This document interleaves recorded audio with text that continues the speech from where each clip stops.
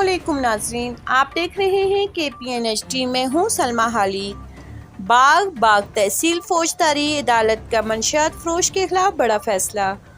मुलजिम अशराफ सकना दड़े बाग को मुकदमा मुतनए मंशियात में मुजरिम गिरफ्तार हुए 5 साल कैद बामशक्कत और 60,000 रुपये जुर्माने की सज़ा।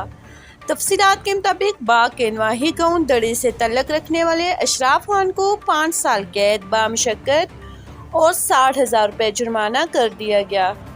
इस मौका पर SP बाग शौकत हयात मिर्जा ने मीडिया से गुफ्तगू करते हुए कहा कि बाग से मंशियात का खात्मा अवलीन तरजीह है।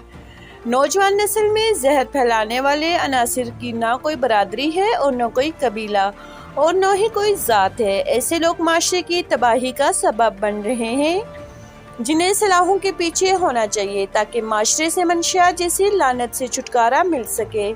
उन्होंने कहा कि ज़िला बाग के अंदर मंशियात फरोशों के खिलाफ सख्त क्रैकडाउन जारी है।